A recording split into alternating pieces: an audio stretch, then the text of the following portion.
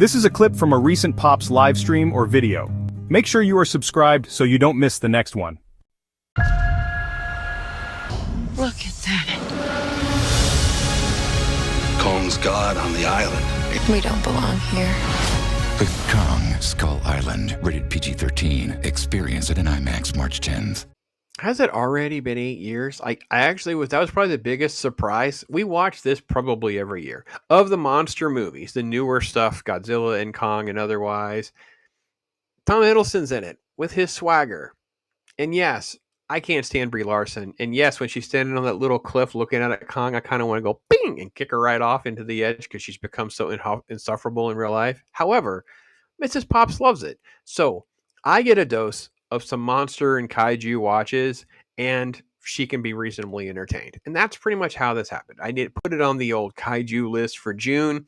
It kind of overflowed into the end of June into early July. We watched this. And Kong Skull Island is really not a very good movie. I don't really care. I don't even know who all the different soldiers are in this movie. There are so many things going on. There are characters where you're looking around and you're doing like a head count, and then suddenly there's 3 more people killed. And you're like, where were these people like 5 seconds ago? I am totally confused. With that said, though, there are some good moments in here. John C. Reilly has a very underrated, fun role in this movie. He's like the World War II guy that got shot down with his Japanese counterpart. He had a little fight, and next thing you know, Kong reveals himself, and he's been on the island this entire time. And the movie centers around, hey, some stuff's going down. People are going to find out about the island. John Goodman's character is going to lead this excursion, if you will, to research this island. He knows there's monsters, and obviously the Monsterverse stuff that they've done with the other shows and other movies have kind of fleshed this out a little bit more. More John Goodman and more context of John Goodman. John Goodman surviving as well to kind of like keep this going would have been better for me, I think.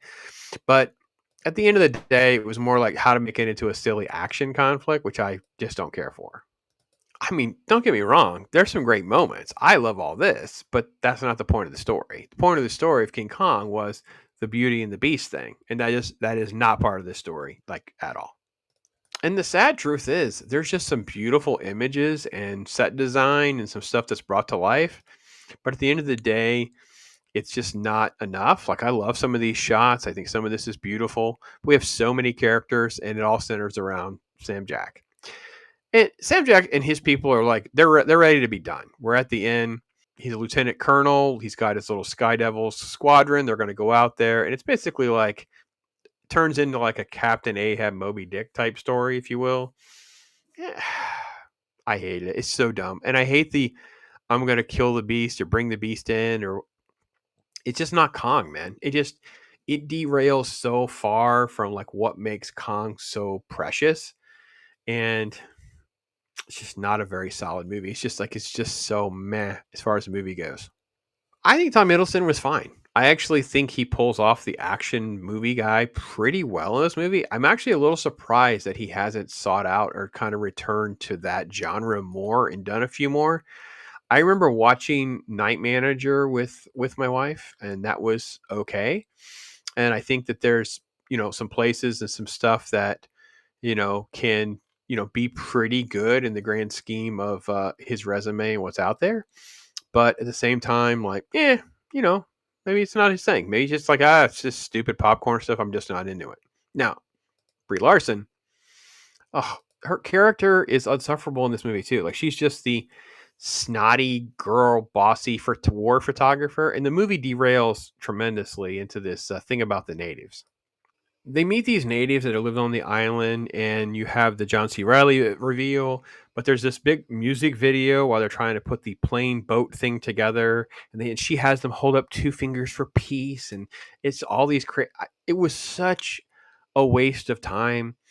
Every time I watch the movie with her, I'm not really allowed to fast forward, but if I watch it by myself, I skip all those sequences. I can't stand them.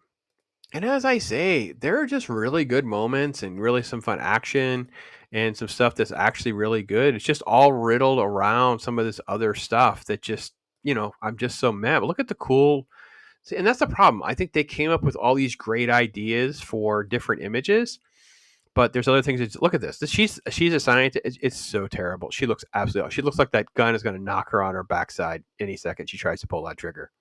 Terrible. Here's Shea Wiggum, and then the guy that's actually funny, and a couple other people that we forget because they don't really have but like 3 lines. We're supposed to remember them. Here's the guy who's writing a diary to his son Billy, and that's the thing because we just have so many plot elements thrown against the wall. But the green gas scenes are cool. Some of these other moments are cool. I like those. I think some of this stuff really does work well.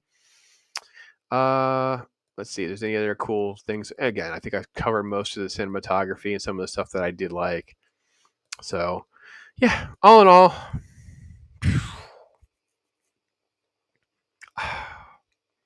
this is a tricky one because it's probably a 2 out of 5 movie. I'm going to go 2.5 because we watch it all the time.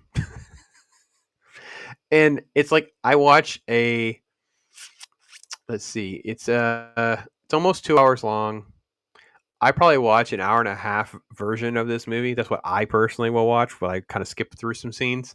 So it feels to me like a way better movie than it actually is because I don't watch the whole thing.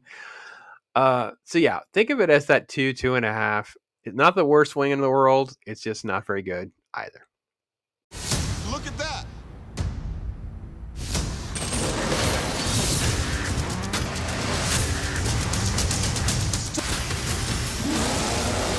Kong Skull Island, rated PG-13. Experience it in IMAX Friday. And I hope you've enjoyed my pop talk. This is a good time to catch up on all the different things that we're watching and we're enjoying. Love to hear from you about some suggestions or recommendations as well. If you are catching this as a clip, make sure you check out the link in the description there to watch the whole Popscast. Thank you for tuning in. We hope